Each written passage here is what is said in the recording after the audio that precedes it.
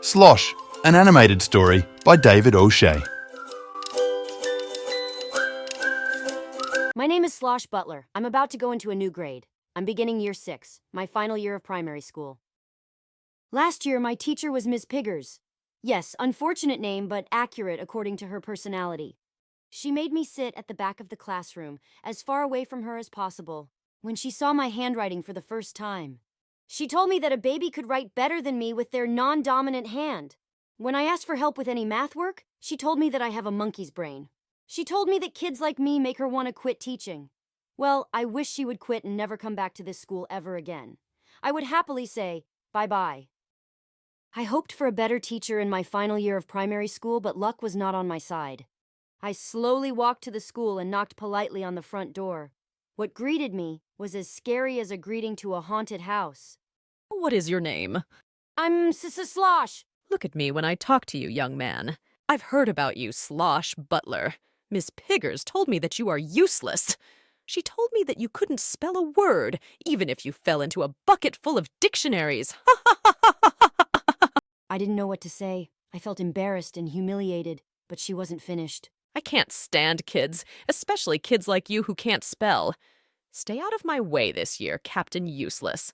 Go inside and sit at the table at the back of the room. Off you go, now. I quietly walked to the front door of the classroom, opened it, and went inside. I sadly made my way to the table at the back where I was ordered. I was used to sitting at the back of the classroom, so I was somewhat relieved to be there again this year. Ms. Butterworth didn't want to be near me, and I certainly didn't want to be near her. I was terrified of her. I sat down and waited for the rest of the students to arrive. I sat as quiet as possible so Ms. Butterworth would not notice me. After a few minutes of awkward silence, eventually the rest of the students had arrived and the class was full. Ms. Butterworth walked to the front and center of the classroom, and this time tormented the rest of the class, not just me. I'm Miss Butterworth, and I'm your teacher. These are my rules. Rule number 1, only speak when spoken to. Rule number 2, do not speak. Dumper, the school bully who was sitting in the front row, replied to the rules without raising his hand. Miss, how can we speak when spoken to if we cannot speak? I'm Miss Butterworth, not Miss, and you just spoke without being spoken to. What is your name? As she yelled, I noticed small bits of saliva exit her mouth and fall onto the wooden floor. Speak when spoken to. What is your name? Again she sprayed, this time more on Dumper's face. I'm Dumper. Dumbo, is it?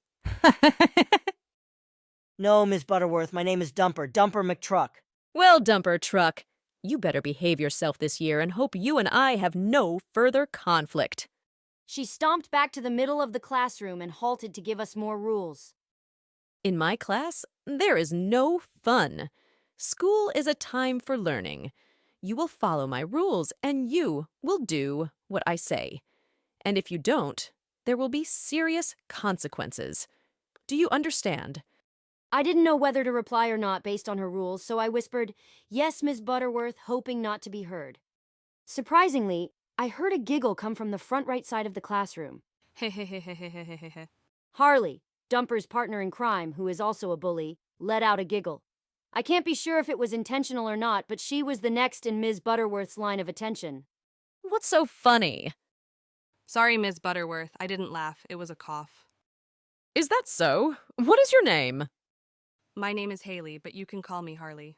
Why on earth would I do that, you silly girl? Well, Harley is my nickname. You know, like the motorbike, Harley Davidson. Yes, of course I know Harley Davidsons. They are motorbikes. Motorbikes are for boys, and you are a girl. In my class, you will be called by your proper name, and that is Haley. Hayley. Why can't girls like motorbikes, Ms. Butterworth? You are supposed to like girl things like flowers and fashion.